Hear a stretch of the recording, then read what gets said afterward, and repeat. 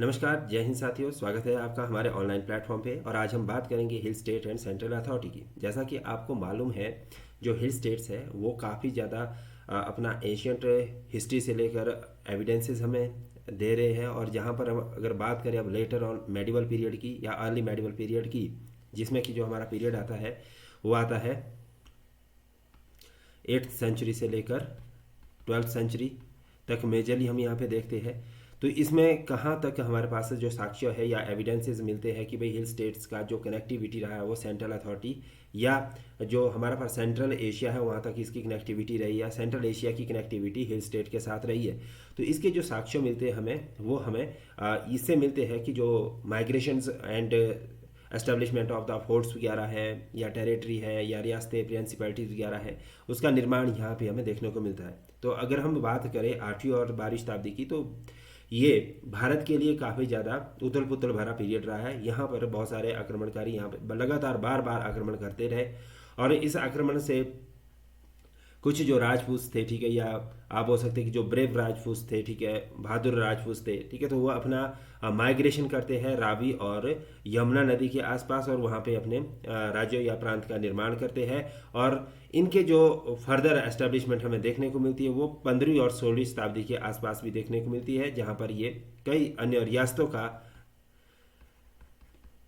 निर्माण करते हुए, ठीक है, अन्य बहुत सारी रियासतों का यहाँ पे ये निर्माण करते हैं, ठीक है। और उसके बाद यहाँ पे जो पहला अटैक की अगर हम बात करें तो ऐसा माना जाता है कि हिल स्टेट्स में टर्किश का इन्वेजन होता है। किसका इन्वेजन होता है? टर्किश का। हालांकि सीधे तौर से टर्क सबसे पहले आक्रमण नहीं करते, टर्क से पहले यहाँ पे अरब का भी आक्रमण होता है। लेकिन जो ये अटैक किया जाता है अरबों के द्वारा, ये कोई ऐसा सक्सेसफुल अटैक नहीं था कि यहाँ पे किस तरह के ये फोर्ट का इन्वेजन करेंगे या किसी तरह से किसी टेरिटरी को अपने अधीन कर लेंगे। तो ये सारी चीज़ें, ऐसा कुछ भी नहीं था। जस्ट एक इन्होंने अटैक करने का प्रयास किया और जो आने वाली जितनी भी जनरेशन थी उनके लिए एक फाउंडिंग स्टोन की तरह इन्होंने काम किया, ठीक है। किसकी तरह काम किया? फाउंडिंग स्टोन की तरह, यानी कि रास्ता, एक तरह से रास्ता बनाने का काम किया। और इस रास्ता बनाने के साथ साथ जो टर्क के लिए एक फाउंडिंग स्टोन बन जाता है, जिसके बाद जो टर्क्स होते हैं वो यहाँ पे भारत पर आक्रमण करने के लिए उत्सुक हो जाते हैं, ज़्यादा वो एक्साइटेड हो जाते हैं कि किस तरह से हम भारत पर आक्रमण करें और वहाँ की जो धन है, संपदा है, उसको हम लूट के वापस ले आए। अगर हम यहाँ पे टर्क्स की बात करें मोटे मोटे तौर से, तो टर्क्स वर्दा बारबरिक, ठीक है, मतलब कि ये काफ़ी ज़्यादा बारबरिक किस्म के लोग थे और इनको जो नियुक्त किया गया था वो खलीफास के द्वारा नियुक्त किया गया था अपनी सुरक्षा के लिए, ठीक है, मतलब कि अपने सुरक्षा के पर्पज से इनको नियुक्त किया गया था। और लेटर ऑन ये क्या करते हैं कि खलीफा की कमज़ोरी का फ़ायदा उठाते हैं, ठीक है। और 8वीं और 9वीं शताब्दी में जो टर्क होते हैं वो बगदाद के खलीफा के ऊपर अपना कब्जा भी जमा लेते हैं। जैसे आप अगर देखेंगे तो अगर जो टर्क है, टर्क अरब की तरह सीधे साधे तरीके से चलने वाले लोग नहीं थे। ये काफ़ी ज़्यादा डिफरेंट थे आइडियोलॉजी के बेसिस पे भी, और इनके जो विचारधारा थी उस बेसिस पे ये अरब से काफ़ी ज़्यादा डिफरेंट देखने को मिलते थे। लेकिन अगर इनकी बात करें तो ये काफ़ी ज़्यादा एग्रेसिव इन नेचर थे इन कंपैरेटिव टू द अरब्स। अरब ज़्यादा एग्रेसिव नहीं थे, लेकिन जो टर्क्स थे ये काफ़ी ज़्यादा एग्रेसिव इन नेचर थे और ये तलवार की नोक पर इस्लाम को फैलाना चाहते थे। कि कैसे वो अपने इस्लाम का प्रचार प्रसार करना चाहते थे? तलवार की नोक पर ये इस्लाम को फैलाना चाहते थे। और ये ज़्यादातर मटेरियलिस्टिक पीपल थे। मटेरियलिस्टिक यानी कि भौतिकवादी पीपल थे। ये ज़्यादातर धन संपदा को इकट्ठा करने में विश्वास रखते थे और ये पूरी तरह से एनर्जी से भरे लोग थे, एम्बिशियस थे और ज़्यादातर ये अपने जो एम्पायर है उसको एस्टेब्लिश करना चाहते थे, ठीक है। तो इसलिए ये इस अपनी एनर्जी, एम्बिशन, एंथुसियाज्म के बेसिस पे बहुत ज़्यादा अपना मिलिट्री जो एम्पायर है वो ईस्ट में, ठीक है, पूर्व में स्थापित करने में सक्षम भी हो जाते हैं। लेकिन यहाँ पे अगर हम बात करें उत्तर में, ठीक है, तो अरब्स को सीधे सीधे तौर से यहाँ पे जो बैरियर मिलता है वो मिलता है ठाकुर से। तो ये सीधे तौर से यहाँ पे अटैक करके एंटर नहीं कर पाते, ठीक है। तो ये सारी चीज़ें आपने यहाँ पे समझी, ठीक है। क्या क्या समझा हमने यहाँ पे हमने ये समझा 3-4 पॉइंट यहाँ पे इंपॉर्टेंट है। और वो 3-4 पॉइंट कौन कौन से इंपॉर्टेंट है यहाँ पे, वो ही हमारे पास यहाँ पे इंपॉर्टेंट है। कि पहला कि जो 8वीं और 9वीं शताब्दी में जो टर्क्स होते हैं वो खलीफास के ऊपर अपना कब्जा जमा लेते हैं। दूसरा कि ये खलीफास के प्रोटेक्टर के तौर पे भी काम करते थे।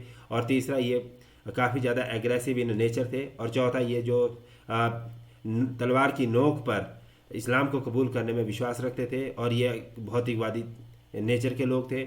और अरब्स को जो सबसे बड़ी टक्कर दी वो ठाकुरों ने दी थी। तो ये कुछ मेजर पॉइंट है जो आपको यहाँ पे इस पॉइंट ऑफ व्यू से याद रखने हैं। इसके बाद क्या होता है, नेक्स्ट जो पॉइंट आता है फॉल ऑफ खलीफा उमक्सियाद। ठीक है, जो अगर खलीफा उमक्सियाद की हम बात करें तो अब क्या होता है कि जो उमक्सियाद के खलीफास थे तो वो उनका अब पावर है, जो सेंट्रलाइजेशन है, अथॉरिटी है, वो वीक पड़नी शुरू हो गई थी। ठीक है, अब जब ये पावर्स डेक्लाइन होनी शुरू हुई तो यहाँ पे हमें किसकी ज़रूरत पड़ी कि हमें अब एक नए खलीफा का निर्माण करना पड़ेगा। ठीक है, यानी कि नए खलीफा को चुनना पड़ेगा। तो नए खलीफा जो चुने जाते हैं वो होते हैं अब्बासिब। ठीक है, बट अब्बासिब की जो पॉलिसीज़ होती है वो उमक्सियाद से डिफरेंट होती है। तो ये अरब की जो एरिस्टोक्रेसी है उसको नकारात्मक रूप से देखते हैं और उसको रिजेक्ट कर देते हैं। और यहाँ पे ये जो प्रशासन को चलाने के लिए पेंशन ऑफिशियल्स को नियुक्त करते हैं। किसको नियुक्त करते हैं? वो पेंशन ऑफिशियल्स को नियुक्त करते हैं। यहाँ पे आप देख पा रहे होगे, है ना। और उसके बाद क्या होता है, नेक्स्ट जो पॉइंट आता है, जैसे ये इनको नियुक्त करते हैं तो इसके बाद जो शासन की व्यवस्था है वो अरब के जो डेमोक्रेटिक नेचर्स थे। ठीक है, यहाँ पे क्या है, ये डेमोक्रेटिक है, लोकतांत्रिक डेमोक्रेटिक आदर्शों की जगह पे ये फारसियों के निरकुश विचारों को अपना लेती है। और जैसे यहाँ से ये स्थिति आती है तो आगे पूरा का पूरा जो ये प्रशासन है वो कमज़ोर पड़ जाता है, और खलीफा का यहाँ पे फिर डेक्लाइन होना शुरू हो जाता है, और इस तरह से अरब का भी डेक्लाइन होता हुआ दिखता है। तो इसके बाद यहाँ पे नेक्स्ट जो पर्सनैलिटीज़ आते हैं हमारे पास, वो होते हैं अलबतगीन। ठीक है, तो अगर हम अलबतगीन की बात करें तो अलबतगीन एक ऐसे बहादुर व्यक्ति थे जो कि भारत पे ऐसा माना जाता है कि भारत में सबसे पहला जो आक्रमण है वो अलबतगीन ने ही किया था, और सक्सेसफुल मुस्लिम आक्रमणकारी थे, और जिन्होंने यहाँ पे आक्रमण तो किया, लेकिन आक्रमण करने के साथ साथ इन्होंने यहाँ पे विजय भी प्राप्त की। ठीक है, कि एक तो इन्होंने क्या किया, यहाँ पे आक्रमण किया। ठीक है, और दूसरा आक्रमण करने के साथ साथ इन्होंने यहाँ पे विजय भी प्राप्त कर ली थी। तो ये दो मेजर पॉइंट यहाँ पे आपने याद रखना, मुस्लिम शासक अलबतगीन। ठीक है, हालांकि जो अलबतगीन होते हैं ये कोई स्वतंत्र कोई किंग नहीं थे या इनका कोई बड़ा साम्राज्य नहीं था, ये भी एक काइंड ऑफ स्लेव थे। ठीक है, तो और इनको मूल रूप से अगर आप देखेंगे तो जो अब्दुल मलिक है, ठीक है, कौन? अब्दुल मलिक। अगर हम बात करें अब्दुल मलिक, तो उन्होंने इनको अब्दुल मलिक ने इनको फारस यानी कि बुखारा से लिया था और अपने गुलाम के तौर पे इनको रखा था। ठीक है, लेकिन अपनी योग्यता की वजह से, अपनी कुशलता की वजह से तो ये एक पद को भी हासिल करते हैं, जो पद होता है हाजीब, जिस पद का नाम क्या था? हाजीब उल हुजब। हाजीब उल हुजब, ये पद वो हासिल कर लेते हैं। कौन? अलबतगीन। ठीक है, तो ये मेजर पॉइंट है। बट यहाँ से नेक्स्ट पॉइंट में इनकी जो 1956 में नियुक्ति की जाती है खुरासन के गवर्नर के तौर पे। 1956 में इनको कैसा नियुक्त किया जाता है? इनको नियुक्त किया जाता है खुरासन का गवर्नर, खुरासन गवर्नर के तौर पे इनको नियुक्त किया जाता है। ठीक है, खुरासन के गवर्नर के तौर पे, ये याद रखिएगा। ठीक है, खुरासन के गवर्नर के तौर पे इनको नियुक्त किया जाता है। लेकिन टर्निंग पॉइंट कहाँ पे आता है? 1962 में आता है, सॉरी 962 में आता है। 962 में क्या टर्निंग पॉइंट आता है? 962 में टर्निंग पॉइंट आता है कि जो ये अब्दुल मलिक है इनकी मृत्यु हो जाती है, और जैसे इनकी मृत्यु हो जाती है तो उसके बाद यहाँ पे गद्दी के लिए लड़ाई शुरू हो जाती है। अब गद्दी के लिए लड़ाई शुरू किसके बीच होती है? इनके भाई और चाचे के बीच लड़ाई शुरू हो जाती है। किसके बीच होती है? ब्रदर एंड अंकल के बीच लड़ाई शुरू हो जाती है। और इसमें जो ये अलबतगीन है ये अंकल का साथ देना चाहते हैं। किसका साथ देना चाहते हैं? अंकल का साथ। कौन देना चाहते हैं? अलबतगीन साथ देना चाहते थे। लेकिन जो गद्दी को हासिल करने में सक्षम होते हैं वो उनके भाई मंसूर होते हैं। भाई कौन होते हैं? मंसूर।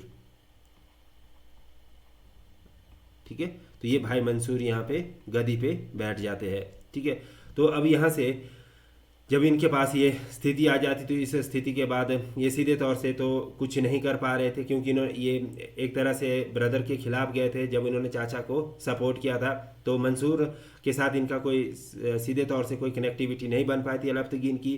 तो ये अपने कुछ निजी अनुयायियों के साथ, ठीक है, जो इनके कोई पर्सनल ऑफिशियल्स थे या जो नोबल्स थे, इनके पर्सनल नोबल्स थे, ठीक है, या जो अलफ्तगीन के विचारों या उनकी राजनीति में विश्वास रखते थे, उनके साथ ये यहाँ से मूवमेंट करते हैं और मूव करके ये आप जो गजनी है अफ़गान में, गजनी अफ़गान के एक जो प्रांत आता था गजनी, ठीक है, ठीक है। तो यहाँ पर ये चले जाते हैं। लेकिन जो मंसूर है, मंसूर क्या करता है यहाँ पे अफ़गान में भी जो अलफ्तगीन है इनके ऊपर काफ़ी ज़्यादा आक्रमण करने के प्रयास करते हैं, उनको यहाँ से गधेड़ने का प्रयास करते हैं। लेकिन सारे मंसूबे जो मंसूर के मंसूबे थे, ठीक है, षड्यंत्र थे, मंसूर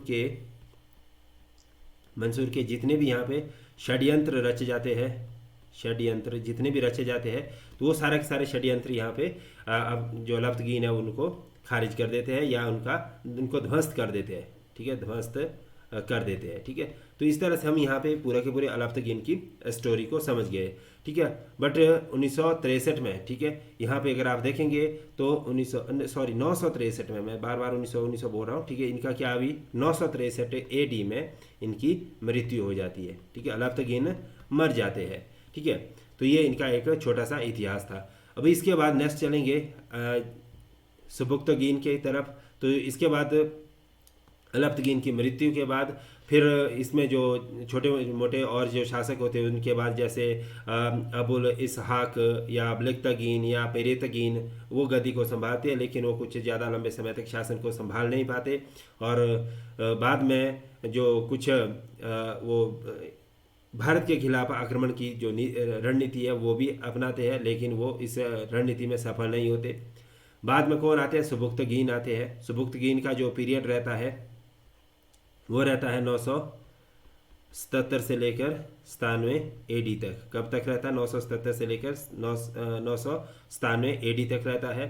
और अलफ्तगीन की मृत्यु के बाद फिर से जो सत्ता के लिए संघर्ष होता है, तो उसमें 977 में सुबुक्तगीन को गजनी का राजा बना दिया जाता है। सुबुक्तगीन को किसका राजा बनाया जाता है? गजनी का राजा बनाया जाता है, ठीक है।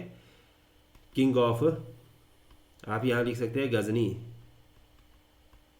ठीक है, इनको किंग ऑफ गजनी नियुक्त कर दिया जाता है। और सुबुक्तगीन भी मूल रूप से अलफ्तगीन का ही गुलाम था।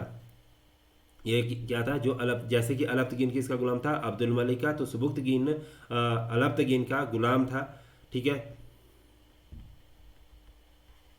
और अलफ्तगीन को सुबुक्तगीन को अलफ्तगीन ने एक व्यापारी से खरीदा था जो उसे तुर्किस्तान से बुखारा लाया था, ठीक है। जब सुबुक्तगीन ने देखा कि यह जो सुबुक्तगीन है वो काफ़ी ज़्यादा एक होनहार व्यक्ति है, तो सुबुक्तगीन ने अपनी योग्यता के तौर पे अपने जो पदोन्नति है उसको हासिल करते हैं, ठीक है।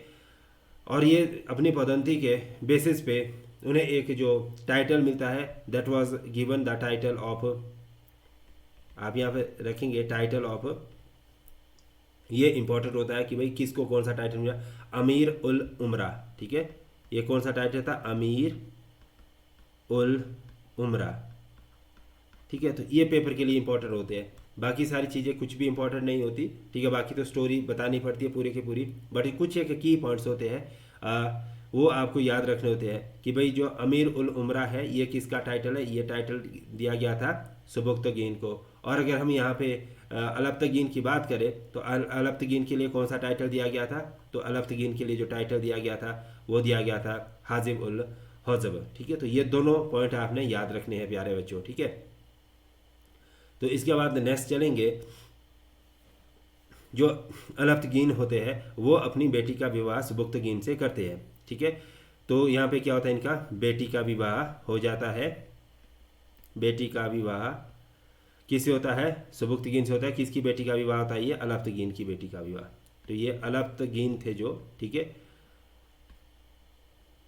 तो उनकी बेटी का जो विवाह होता है वो सुबुक्तगीन से होता है। और सुबुक्तगीन को अफगान की पावर को एक्सपेंड करने का श्रेय जाता है कि भाई जो सुबुक्तगीन होते हैं ये अफगान की पावर को रियली में फिर आगे बढ़ाने में सक्षम हुए थे, यानी कि जो अफगान की शक्ति था उसका उन्होंने बहुत ज़्यादा विस्तार किया। सो सुबुक्तगीन ने अफगानों को एक संगठित समूह में संगठित करने का भी प्रयास किया। और अगर हम यहाँ पे देखें तो लमगन और सिस्तान पर विजय प्राप्त करके उसने अपने प्रभाव का विस्तार किया। ठीक है, तो जो अगर हम यहाँ पे मेजर 2 पॉइंट देखेंगे, कौन से, लमघन और सिस्तान, ठीक है, तो इनके ऊपर विजय प्राप्त करके जो सुबुक्तगीन है वो अपनी विजय पताका का जो लहर है वो फैलाने में सक्षम होते हैं। और इसके बाद नेक्स्ट सिंहासन पर बैठने के बाद जो विजय का ये अभियान है ये यहीं पे नहीं स्टॉप करते, ये फिर आगे बढ़ते हैं और पूरी पूर्व की जो दुनिया है, ईस्टर्न पार्ट में जितना भी इनका शौर्य है, इनकी गाथा है, वो सुनाई जाने लगी कि भाई Sabuktigin is very brave and he is conquering many territory, ठीक है, इन द ईस्ट। तो लगातार वर्षों की लड़ाई के बाद अब यहाँ पे जो स्थिति आती है 994 में, ठीक है, यहाँ पे अब जो पीरियड आता है कौन सा था, 994, ठीक है। तो लगातार वो लड़ रहे थे 1994 में, ठीक है। क्या आता है कि वो लड़ाई के बाद 994 ईस्वी में खुरासन प्रांत को सुरक्षित करने में सक्षम होता है। यहाँ पे किसको, कौन से प्रांत को अपने अधीन कर लेता है, खुरासन को वो अपने अधीन कर लेते हैं। और उसके बाद क्या होता है कि वो एक काफ़ी ज़्यादा महत्वाकांक्षी था, इस विजय को वो अब यहाँ पे स्टॉप नहीं करना चाहते थे, वो अब आगे और बढ़ना चाहते थे। तो वो भारत पर विजय प्राप्त करने पर अपना पूरा का पूरा ध्यान लगाता है, जो कि भारत को उन्होंने सुना था कि भारत पूरी तरह से कैसा है, full of riches and the worshippers of idols, ठीक है, यानी कि जो वहाँ पे वो एक ऐसा देश है, भारत एक ऐसा देश है जहाँ पे मूर्ति पूजक और दूसरे जो धन संपदा है वो काफ़ी ज़्यादा वहाँ पे अवेलेबल है। तो इसलिए वो भारत की तरफ अब आक्रमण करने का एक प्लान बनाते हैं, ठीक है। तो अब जो भारत पर आक्रमण करने का वो प्लान बनाते हैं, तो उसमें हम क्या देखते हैं, उसमें हम फर्स्ट इन्वेजन देखते हैं कि भारत पर पहला जो आक्रमण किया जाता है वो किसके द्वारा किया जाता है। तो सबसे पहला जो भारत पर आक्रमण किया जाता है वो सुबुक्तगीन के द्वारा किया जाता है। और सुबुक्तगीन सबसे पहले जो फेस करते हैं वो भारत में शाही राजा जयपाल को देखते हैं, यानी कि जो इनका सबसे पहले भारत में टकराव होता है वो शाही राजा जयपाल से होता है, जो कि, ठीक है, जिनका जो राज्यों का विस्तार था या किंगडम का जो उनका विस्तार था वो सरहिंद से लमगन और कश्मीर से मुल्तान तक फैला हुआ था। कितने एरिया में फैला हुआ था ये इनका साम्राज्य काफ़ी ज़्यादा बड़ा था। ये जो आप देख रहे हैं सरहिंद से लमगन वैली तक और कश्मीर से मुल्तान वैली तक इनका साम्राज्य फैला हुआ था। तो काफ़ी सक्षम ये राजा हुआ करते थे जयपाल, ठीक है। तो इनके साथ ये होता है। और इनकी जो प्रमुख, अगर आप इनके जयपाल की राजधानी की बात करें या यहाँ के उस समय किंगडम की बात करें तो मेजर थी इसमें उधमपुर और लाहौर और बठिंडा, तो ये 3 मेजर थे। तो 1986 से 87 AD के बीच यहाँ पे सुबुक्तगीन पहला अटैक करते हैं। 1986 और 87 के बीच यहाँ पे सुबुक्तगीन का पहला यहाँ पे आक्रमण हो जाता है।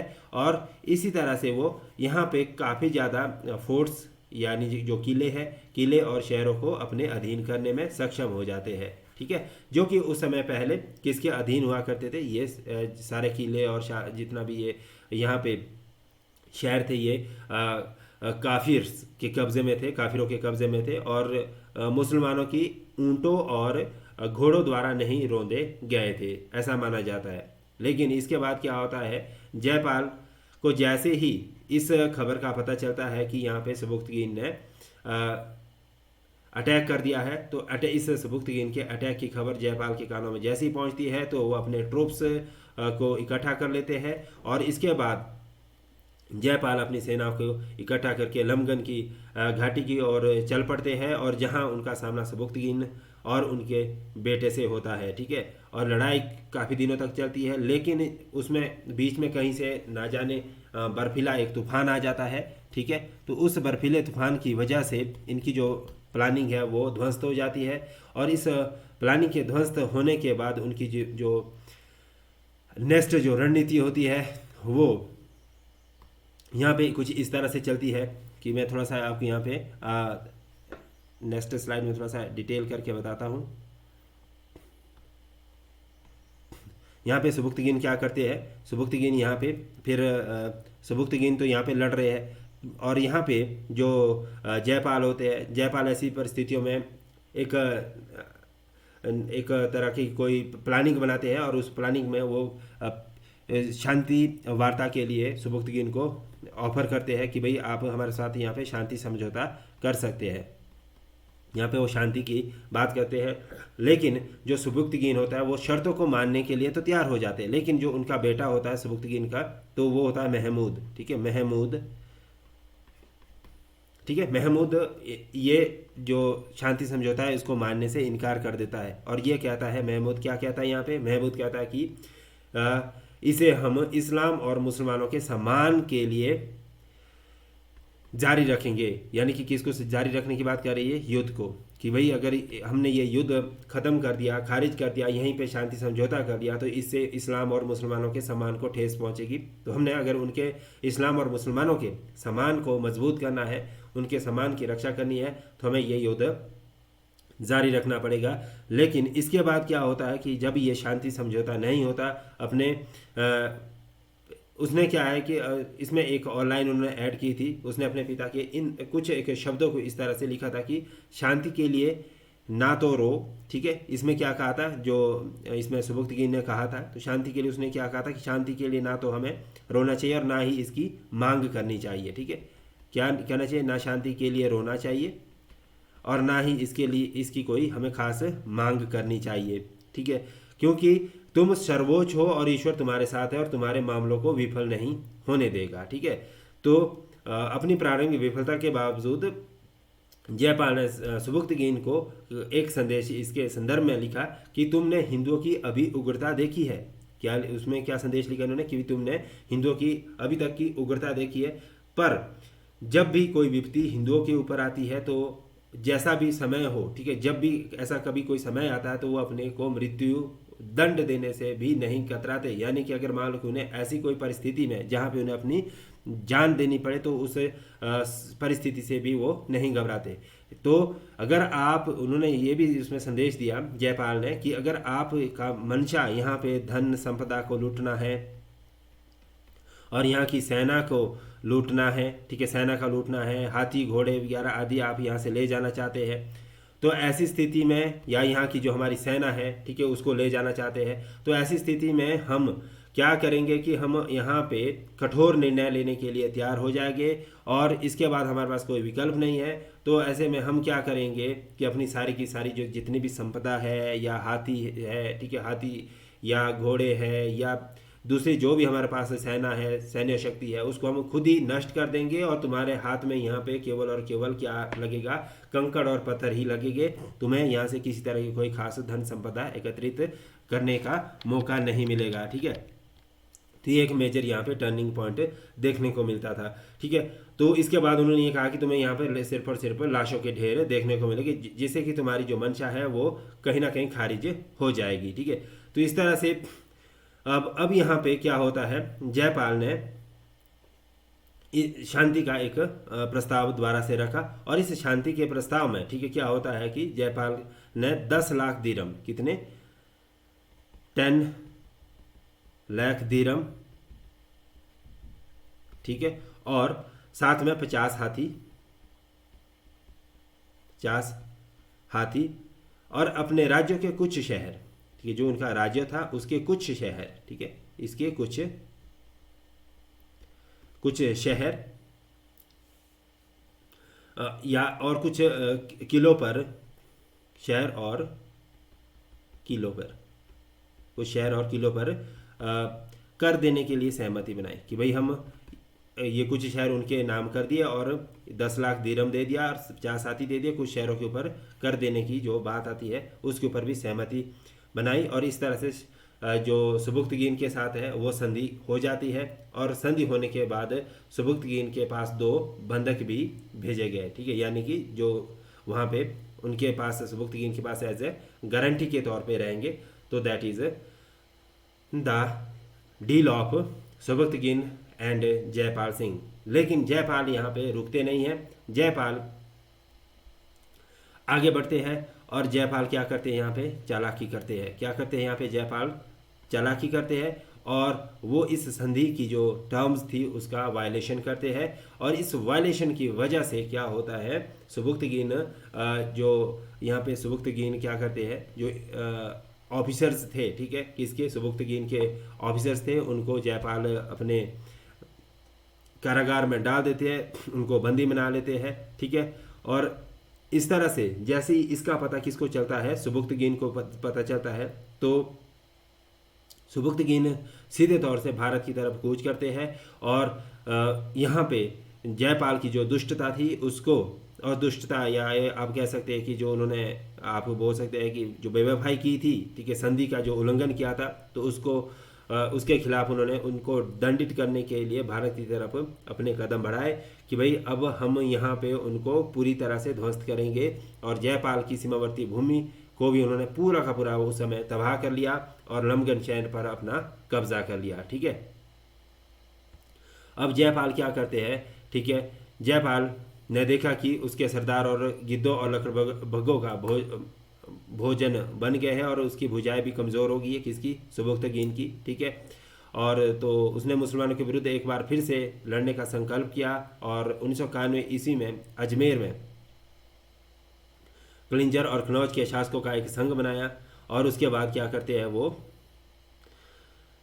एक संघ बनाया और 1 लाख से अधिक सैनिकों के साथ दुश्मन पर वो क्या कर देते हैं, हमला कर देते हैं, मुकाबला करने के लिए निकल जाते हैं, ठीक है। तो ये स्थिति यहाँ से आगे बनती है। तो इसमें हमने पूरा का पूरा ये देखा। और जयपाल ऑर्गेनाइज्ड कॉन्फ्रेंस, तो ये जो मैंने ये पॉइंट बोला, तो ये किसके लिए बोला, ये मैंने बोला कि जो मैंने अभी थोड़ा सा बताया था आपको कि भाई जो अजमेर, कलिंजर और कनौज, ठीक है, अजमेर, कलिंजर और कनौज, अगर मैं इसको न्यू स्लाइड में आपको बताऊं तो ये कुछ इस तरह से आपको दिखेगा। यहाँ पे वो जो संधि बनाते हैं, संधि, ठीक है, इस संधि में वो किन प्रांतों के राजाओं के साथ बनाते हैं, ये आप याद रखिएगा, अजमेर, ठीक है, दूसरा है कलिंजर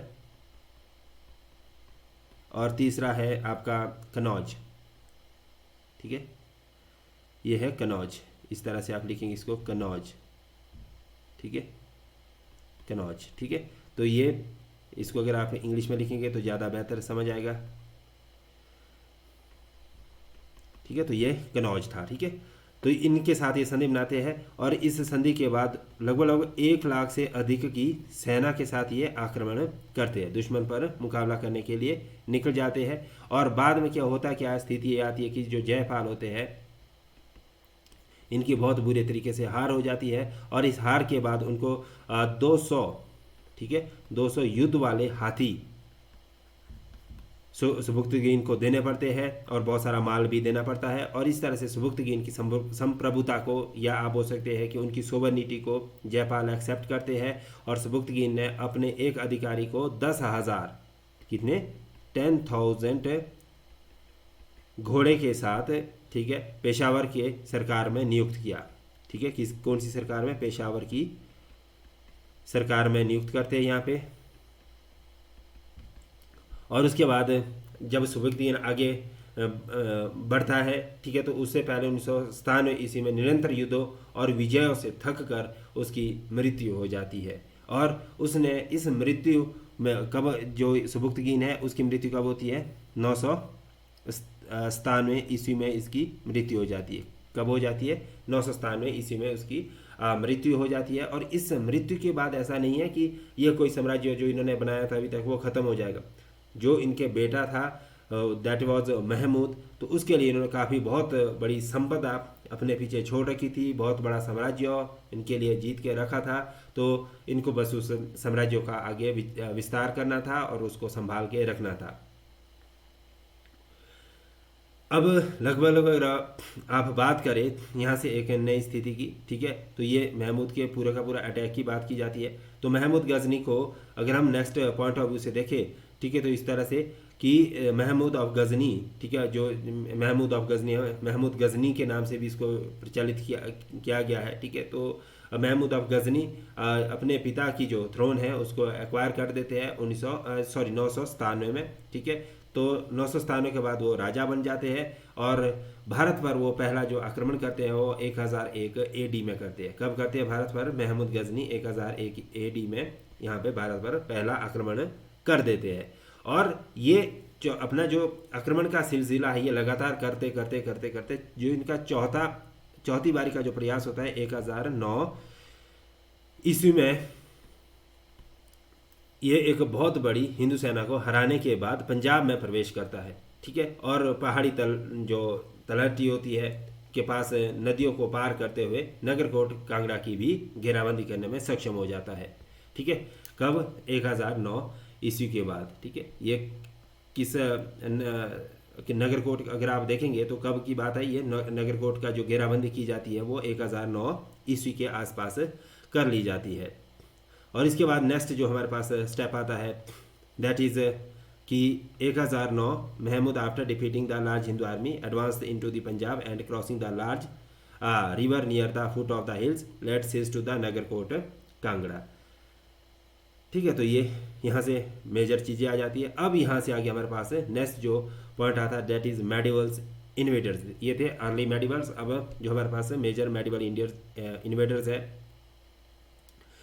तो यहाँ पे पर यहाँ से थोड़ी सी एक और बात है, उसको भी आप यहाँ पे थोड़ा सा राइट डाउन कर लीजिए इसी में ही, ठीक है। यहाँ पर ही लिख लीजिए इसको कि इसमें प्रोफेसर जे.आर. शर्मा कहते हैं, कौन कहते हैं? जे.आर. शर्मा ने लिखा है कि 1008 ईस्वी में नगरकोट जो कि कांगड़ा के एक प्राचीन मंदिर की लूट के साथ ही भागने मानव का रक्त स्वाद चखा, ठीक है। तो आप इसमें क्या लिख सकते हैं? With the plunder of ancient temple, वो इस तरह से with the plunder of ancient temple of Nagarkot, ठीक है। नगरकोट कहाँ पे है? कांगड़ा में, ठीक है। इन 1008 AD the tiger tested human blood, the tiger tested human blood, tiger tested human blood, ठीक है। तो ये मेजर था यहाँ पे। उसके बाद हम नेक्स्ट चलेंगे मेडिवल्स इन्वेडर्स की तरफ। तो मेडिवल इन्वेडर्स में आप सबसे पहले जो देखते हैं दैट इज़ महमूद गजनी, ठीक है। तो महमूद गजनी ने भारत पर 17 बारी आक्रमण किया और महमूद गजनी, ठीक है, attacked Nagarkot and looted the treasury after defeating Anandpal in 1009 AD। तो 1009 AD में ये आनंदपाल को हराने के बाद नगरकोट को पूरी तरह से लूट लेते हैं। और उसके बाद हमारे पास Nagarkot was ruled by Turk till 1043 AD and after that Tomar Raja Mahipal and Delhi ended Ghaznavi rule from Nagarkot, ठीक है। तो इसके बाद क्या होता है कि 1043 में, ठीक है, तक तो ये टर्क यहाँ पे अपना शासन करने में सफल रहते हैं। लेकिन उसके बाद जो तोमर राजा माहिपाल ऑफ दिल्ली है ended the Ghaznavi rules from the Nagarkot. तो नगरकोट से किसने शासन को ख़त्म किया? टर्क्स के। तो that is the Raja Mahipal, ठीक है। And Mahmud Ghazni could not rule many part of the Kangra except Nagarkot by 1023। 1023 तक महमूद गजनी कांगड़ा के बहुत ज़्यादा जगह पर अपना कब्जा नहीं जमा पाया था। And after death of Raja Trilochan Pal and his son Bhimpal Kangra came under the rule of Turks in 1026 AD। 1026 AD में राजा त्रिलोचन पाल और उनके जो पुत्र होते हैं भीमपाल की मृत्यु के बाद 1026 में ये टर्क्स के अधीन आता है। अब यहाँ पे आती है तुगलक डायनेस्टी। नेक्स्ट कौन सी डायनेस्टी हमारे पास है? अब तुगलक डायनेस्टी।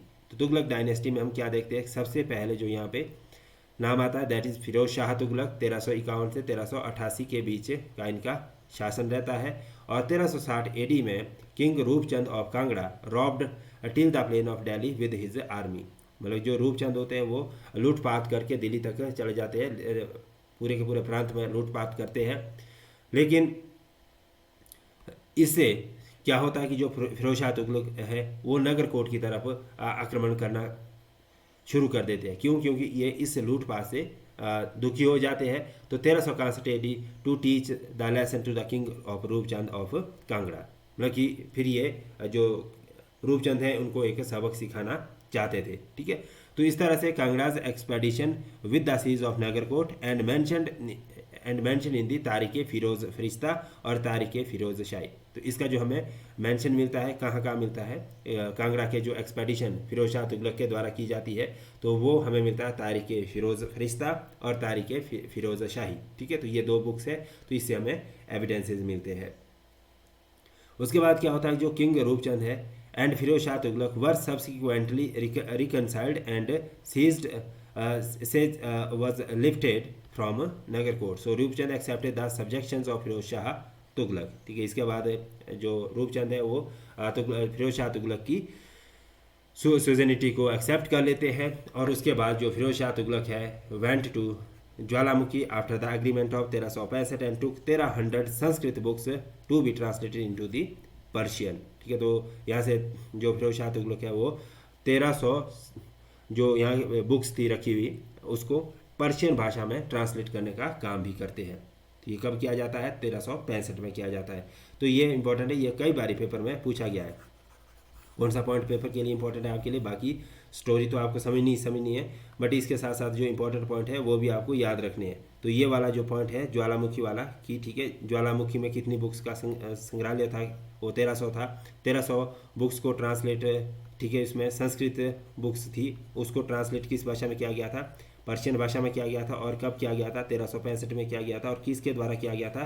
फिरोज शाह तुगलक के द्वारा किया गया था। तो ये 3-4 पॉइंट यहाँ पे इंपॉर्टेंट है। उसके बाद नेक्स्ट आता है, सो अगर हम बात करें तो these books were translated into the Persian by the famous writer Azazuddin Khalid Khani. ठीक है, तो ये किसके द्वारा ट्रांसलेट की गई थी? अजाजुद्दीन खालिद खानी के द्वारा ट्रांसलेशन किया गया था। And the name of the book was दिलाए फिरोज शाही। क्या नाम था इस बुक का? फिर जो ट्रांसलेट करके निकली थी बुक, दैट इज़ दिलाए फिरोज शाही। तो उसके बाद आफ्टर द डेथ ऑफ जो किंग होते हैं, रूपचंद होते हैं, 1375 में उनकी मृत्यु हो जाती है। फिर वहाँ पे सागर चंद को राजा बना दिया जाता है। और इस तरह से जब सागर चंद जो राजा बनते हैं तो उनके जो शासन चलता है, तो उनके जो फिरोज शाह के एल्डर सन है, ठीक है, that is Nazir Uddin took the refuge in Kangra in 1389। Refuge का मतलब क्या था? उन्होंने वहाँ पे अपनी शरण ली थी। ठीक है, तो इस तरह से according to the Firishta account, ठीक है, जो फरिश्ता है, जो हमने यहाँ पे ये बुक पढ़ी थी फिरोज़ फरिश्ता, ठीक है, तारीख फिरोज़ फरिश्ता, इसके अनुसार, ठीक है, Nagarkot was renamed as Mohammadabad in honour of the late king. ठीक है, लेट किंग कौन? तुगलक। ठीक है, तुगलक के बेसिस पे तो इसको हमने मोहम्मदाबाद के नाम से भी रखा था। तो ये आपने देखना कि भाई जो इसका नामकरण किया गया था, इसका जो एविडेंसेस है हमें वो कहाँ से मिलता है? वो फरिश्ता से मिलता है। तो ये भी इंपॉर्टेंट पॉइंट है, ठीक है, याद रखिएगा। और उसके बाद हम नेक्स्ट चलेंगे इन्वेजन ऑफ तैमूर लंग। ठीक है, जो तैमूर थे, ठीक है, तो उन्होंने यहाँ पे जब आक्रमण किया तो उनके जो आक्रमण की जो परिस्थितियाँ रही वो किस तरह की रही, अब इसके बारे में हम थोड़ा सा देखेंगे। तो invasion of Mongols took place under the leadership of Timur Lang in 1398 AD। कब ये? 1398 AD में तैमूर यहाँ पे, इसको आप हिंदी में इस तरह से लिख सकते हैं, तैमूर ने यहाँ पे आक्रमण किया। और जैसे ही वो यहाँ पे देखते हैं, कहाँ पे आते वो, king of Kangra was Meghchand. ठीक है, उस समय कांगड़ा के जो राजा थे वो कौन थे? मेघचंद थे। कौन थे? मेघचंद राजा थे। एंड यहाँ पे आप इस तरह से लिख सकते हैं, मेघचंद तैमूर के समय कांगड़ा के राजा हुआ करते थे। और 1399 AD में जो तैमूर है वो शिवालिक रीजन में आक्रमण कर लेते हैं, इन्वेड करते हैं। At the time of Timur Lang invasion the ruler of Hindur, that is Nalagarh, आज उस समय इसको हिंदूर के नाम से जाना जाता था, जो कि आज की डेट में हमारे पास नालागढ़ के नाम से प्रसिद्ध है। ठीक है, तो उस पर was Alamchand and who was assisted Temurlang and consequently Temurlang proceed without harming Hindus। ठीक है, तो यहाँ पे क्या हुआ कि जो हमारे पास हिंदूर, ठीक है, हिंदूर में के जो राजा थे आलमचंद ने, उन्होंने तैमूरलंग को सहायता की और वो आगे यहाँ से बढ़ गए और उन्होंने हमीर जो हिंदूर के जो राजा आलमचंद थे उनके ऊपर किसी तरह का कोई आक्रमण नहीं किया, उनके साथ किसी तरह की कोई लड़ाई नहीं की, युद्ध नहीं किया। ठीक है, तो ये उनका पहला जो मूवमेंट होता है 1399 में शिवालिक हिल्स के माध्यम से हिंदूर नालागढ़ होते हुए आगे निकलते हैं। तो इस तरह से ही attacked the Sirmaur region beside Nurpur that is Dhameri which was opposed by the Ratan Singh. ठीक है, तो उस समय वहाँ के जो राजा थे वो रतन सिंह थे और Syed dynasty and Lodhi dynasty did not make any attempt to rule over the hill state. तो हम यहाँ पे ये हम तैमूरलंग को देखते हैं, बट उसके बाद जो लोधी और सैयद डायनेस्टी आती है वो इस तरह से जो हिल स्टेट है उनका यहाँ पे किसी तरह का कोई उल्लेख नहीं देखने को मिलता है। उसके बाद आता है नेक्स्ट हमारे पास है मुगल्स एंड कांगड़ा हिल्स। ठीक है, अब मुगल्स में जो सबसे पहला जो अटैक होता है वो होता है बाबर का। ठीक है, किसका अटैक होता है यहाँ पे? बाबर का 1525 में। ठीक है, बाबर एक अपना आप बोल सकते हैं कि दूरप्रस्थ और आप बोल सकते हैं कि आउटपोस्ट या जिसको आप हिंदी भाषा में क्या लिख सकते हैं, चौकी। ठीक है, वो अपनी एक चौकी यहाँ पे स्थापित करते हैं एट मटौट नियर कांगड़ा। ठीक है, मटौट के पास ये अपनी एक चौकी का निर्माण करते हैं और उसके बाद यहाँ पे अगर आप देखेंगे sent army to capture the Sikandar Shah and because he invaded the Punjab in 1557 AD। तो ये कौन आते हैं हमारे पास? ये आते हैं अकबर। और अकबर के बाद जो तीसरे जो यहाँ पे मुगल शासक होते हैं दैट इज शेर शाह सूरी। तो शेर शाह सूरी भी यहाँ पे अपने जनरल, ठीक है, ख्वाज खान को भेजते हैं टू कैप्चर द कांगड़ा हिल। तो ये हमारे पास प्रमुख तौर से यहाँ पे कुछ मुगल्स किंग थे, बट थोड़ा सा इसको हम थोड़ा सा डिटेल करेंगे। तो उसके लिए हम किस तरह से देखेंगे जो बाबर्स होते हैं।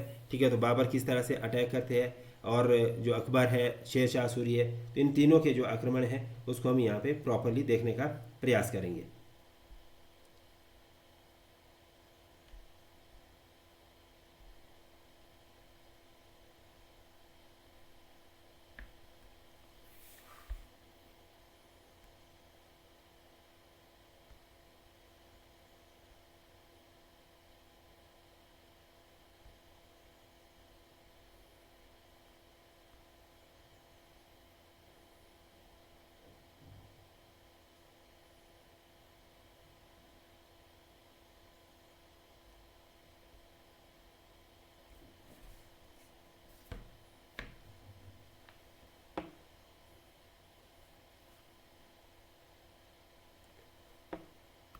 तो यहाँ पे हम देख पा रहे हैं कि जैसे कि अगर हम यहाँ अकबर की बात करें तो अकबर ने दूसरा जो यहाँ पे पॉइंट रखा था कि after invasion he entered in the territory of Nagarkot और उसके बाद ordered Raja of Guler that is Pamchand to capture the Jaichand. ठीक है, तो अकबर ने किसको ऑर्डर दिया? पामचंद को दिया, गुलेर के राजा को, कि भाई जयचंद को आप यहाँ पे अपने कब्जे में ले लो। लेकिन जैसी जयचंद को की पकड़ने की खबर आती है तो उनका जो भिंदी चंद होता है, उनका जो पुत्र होता है भिंदी चंद, उनको इसके बारे में जैसे मालूम पड़ता है कि भाई उनके पिता को कब्जे में ले लिया है, तो उनको लगता है कि भाई वो शायद मृत्यु को प्राप्त हो गया है, तो वो अपने आप को राजा घोषित कर लेते हैं और फिर वो अकबर के खिलाफ बहुत बड़ा विद्रोह छेड़ देते हैं, लड़ाई छेड़ देते हैं। बट लेटर ऑन क्या करते हैं कि जो अकबर है वो उस विद्रोह को ध्वस्त कर लेते हैं। ठीक है, तो इस तरह से यहाँ पे जो नेक्स्ट आती है बात वो आती है कि किस के माध्यम से जो अकबर है वो यहाँ पे जो रिबेलियंस भिंदी चंद के द्वारा यहाँ पे स्टार्ट किया जाता है वो कैसे वो उसको रोकने में सक्षम होते हैं। तो अकबर अपने जो सबसे नोबल, आपने सुना अकबर और बीरबल की कहानियाँ भी सुनी होगी, तो बीरबल को भेजते हैं विद खान जहां हुसैन वली खान के साथ, और जो कि उस समय वायसराय पंजाब होते हैं, टू सप्रेस द रिबेलियन या विद्रोह। ठीक है, और उसके बाद हम यहाँ पे एक और व्यक्ति है दैट इज बीर बालासा, ये नाम आप याद रखें, बीर बालासा जागीर।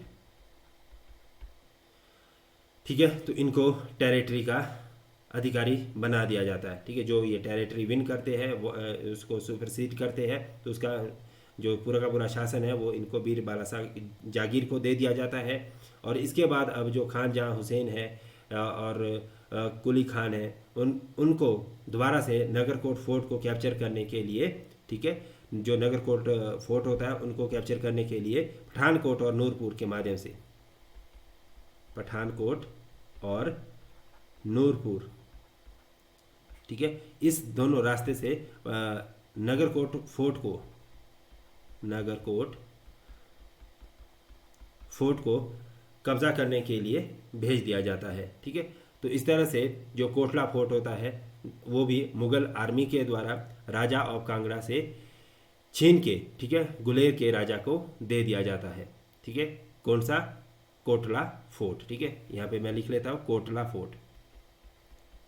कोटला फोर्ट को मुगलों की आर्मी छीन लेती है, किससे? कांगड़ा के राजा से, और गुलेर के राजा को दे देती है। और इस तरह से हम जो देखेंगे तो यहाँ पे ऐसी एक खबर आती है, जब कांगड़ा फोर्ट को कब अपने कब्जे में, पूरी तरह से अपने कब्जे में लेने की जो कंडीशन बन रही थी, ठीक है, मुगल इस पे ऊपर आक्रमण कर रहे थे, तो प्लेन से यानी कि मैदानी इलाकों से ये खबर आती है कि जो इब्राहिम हुसैन मिर्ज़ा है और दूसरे मसूद मिर्ज़ा है, वो पंजाब में पूरा का पूरा अपना आक्रमण कर चुके हैं और उसको अपने कब्जे में ले चुके हैं। तो ऐसी स्थिति में यहाँ से जो मुगल की आर्मी है वो दो भागों में बंट जाती है और कुछ आर्मी वहाँ से पंजाब की तरफ मिर्ज़ा को हराने के लिए चली जाती है। ठीक है, और उसी तरह से 1585 में भिंदी चंद को राजा बना दिया जाता है after the death of Jaichand. और उसके बाद जो भिंदी चंद है वो जम्मू और कांगड़ा के, ठीक है, किंग्स के साथ मिल के एक अलायंस तैयार करते हैं और 1589 में जो ये अलायंस होती है ये एक विद्रोह छेड़ देते हैं। और इस विद्रोह को रोकने के लिए जो अकबर है वो जैन खान कोका को भेजते हैं। किसको भेजते हैं? जैन खान कोका को भेजते हैं। तो मैं यहाँ पे लिख लेता हूँ आपके लिए, आपको थोड़ा सा और अच्छा से अंडरस्टैंड हो जाएगा। ठीक है, यहाँ पे जैन खान कोका को भेजते हैं ताकि वो जो रिबेलियन किया गया था किसके द्वारा? भिंदी चंद। किसके द्वारा? भिंदी चंद। ठीक है, ये है भिंदी, BHIND है, भिंदी चंद, जो कि जय चंद के जो बेटे थे। ठीक है, तो भिंदी चंद ने ये किसके साथ स्टार्ट किया था? जो कि स्टेट्स के साथ अलायंस किया गया था वो थी जम्मू एंड कांगड़ा। ठीक है, तो यहाँ पे इन्होंने एक अलायंस तैयार की थी और उन्होंने आक्रमण किया था। तो इस आक्रमण को रोकने के लिए जो अकबर है वो भेजते हैं जैन खान कोका को, और वो इस विद्रोह को ध्वस्त करने में भी सक्षम हो जाते हैं। फिर इसके बाद क्या करना पड़ता है? भिंदी चंद को सरेंडर करना पड़ता है और अपने पुत्र, ठीक है, अपना जो उनका पुत्र था भिंदी चंद का, भिंदी चंद सन कौन थे? त्रिलोक चंद, त्रिलोक चंद। तो इस त्रिलोक चंद को उन्हें बंधक के तौर पर, त्रिलोक चंद को वो एज ए आप बोल सकते हैं हॉस्टेज, ठीक है, इंग्लिश में इसको क्या कहते हैं? हॉस्टेज। तो ये भी आपको याद रखना है, इंग्लिश भी बहुत ज़्यादा ज़रूरी होती है, कई बार पेपर में आपको वर्ड मीनिंग के तौर पे भी काम आ जाती है। सो बंधक के तौर पर ये मुगल के दरबार में रख लेते हैं, यानी कि अकबर के दरबार में इनको बंधक के तौर पे रखा जाता है। अकबर के दरबार में, अकबर के दरबार में। ठीक है, तो इस तरह से ये अकबर की कहानी यहाँ पे ख़त्म होती है। उसके बाद एक और थोड़ा सा इसमें जो पॉइंट आता है वो आता है हमारे पास यहाँ पे जो राजा ऑफ जसरोटा है। ठीक है, यहाँ पे आप लिखेंगे राजा ऑफ जसरोटा, राजा ऑफ जसरोटा या किंग ऑफ जसरोटा। ठीक है, 1594 से 95 के बीच, ठीक है, 1594 से 95 के बीच राजा ऑफ जसरोटा भी एक विद्रोह छेड़ते हैं। राजा इसमें जो राजा भिंदी चंद है,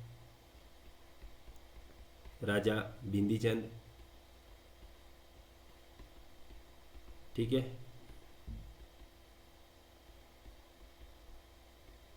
ठीक है, इसको आप इस तरह से लिखना। और राजा बसु, दूसरा कौन है? राजा बसु है, ठीक है। ये राजा बसु कहाँ के थे? नूरपुर के थे। और बिंदीचंद कहाँ के थे? कांगड़ा के थे, ठीक है। तो इन्होंने जसरोटा के राजा का उस समय साथ नहीं दिया और मिर्ज़ा रुस्तम कंधारी और शेख फारिद ने इस विद्रोह को भी ख़त्म कर दिया। तो इस तरह से ये अकबर के पूरी की पूरी यहाँ पे कहानी हमें देखने को मिलती है। अब यहाँ के बाद जो नेक्स्ट जो स्टोरी आती है वो आती है हमारे पास अकबर की, अकबर के बाद जहांगीर की। तो जहांगीर, ठीक है, जहांगीर अपनी जो सीट पे, गद्दी पे 1605 में बैठते हैं। कौन? जहांगीर। यहाँ से आगे हम किसको पढ़ रहे हैं? जहांगीर को। जहांगीर अपनी गद्दी पे कब बैठते हैं? 1605 में बैठते हैं। और इसके बाद Trilok Chand became the Raja of Kangra, ठीक है। यहाँ पर क्या बात आती है? जो त्रिलोक चंद है, जो मैंने अभी पीछे बताया था आपको, त्रिलोक चंद, जिनको बंधक के तौर पे अकबर के दरबार में रखा गया था, तो वो राजा ऑफ कांगड़ा बनते हैं, त्रिलोक चंद of,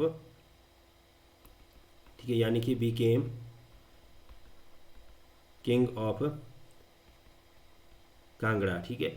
after the death of his father Raja Bindichand in 1605, ठीक है। तो ये 1605 में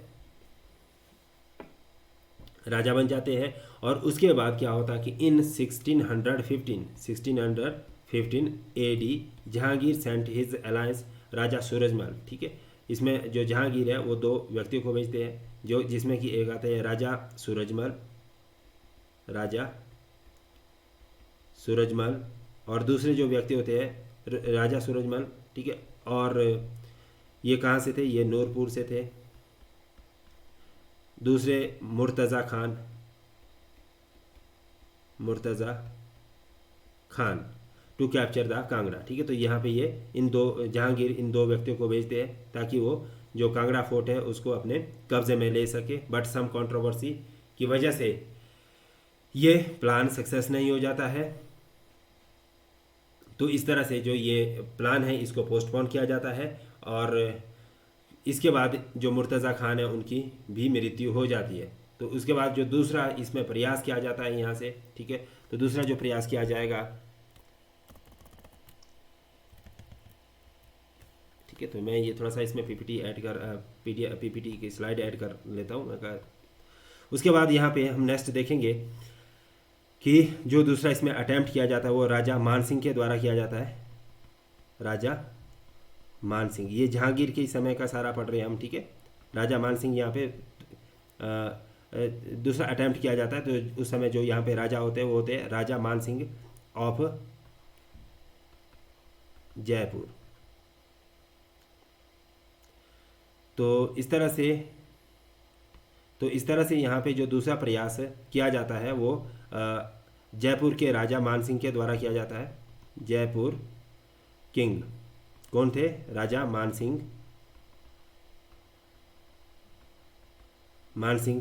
को जहांगीर भेजते हैं ताकि वो इस कांगड़ा फोर्ट को कैप्चर कर सके। But he was killed by the जमींदार संग्राम ऑफ हिली एरिया।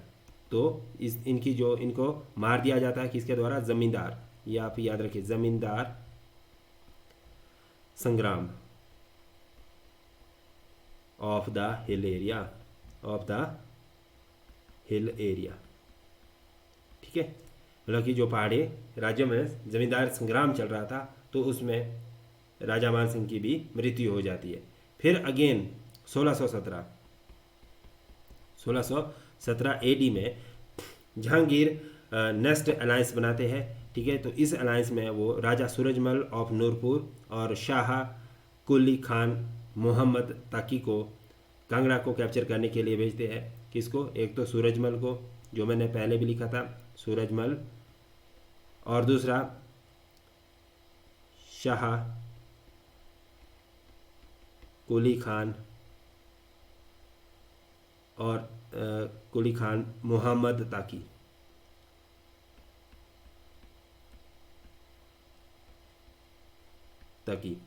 ठीक है। तो इनको कांगड़ा पर कैप्चर करने के लिए भेजा जाता है।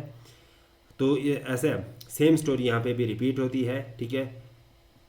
कंट्रोवर्सी वाली, ठीक है। तो सूरजमल एंड शाह कुली खान के बीच, और इस तरह से as a result Shah Quli Khan was asked by Jahangir to retreat back. तो यहाँ से जहाँ को जो जहांगीर है वो वापस बुला लेते। तो सूरजमल के साथ इनकी भी खास नहीं बनती, ठीक है।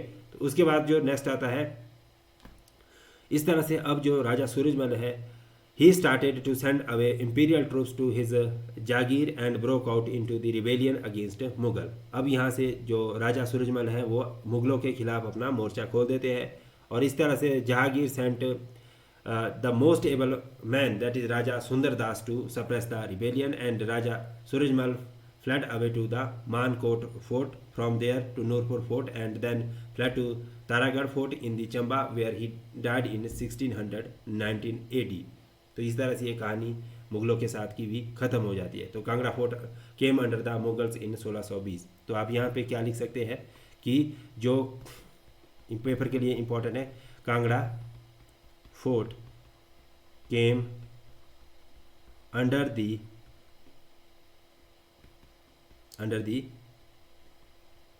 Mughals in 1620 AD।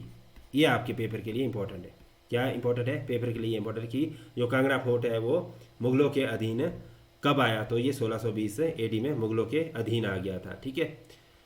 तो इस तरह से हमने ये इसकी जो हिस्टोरिकल बैकग्राउंड पढ़ा है, तो इससे आपको काफ़ी सारी जानकारी एकत्रित हुई होगी, ठीक है। काफ़ी ज़्यादा डिटेल में हमने इसको कवर किया है। तो अगर आपको किसी भी तरह का कोई डाउट है, क्वेश्चन है, तो आप कमेंट ज़रूर करिएगा, हम उस डाउट को पूरा सॉल्व करने का प्रयास करेंगे। Thank you to watch this video.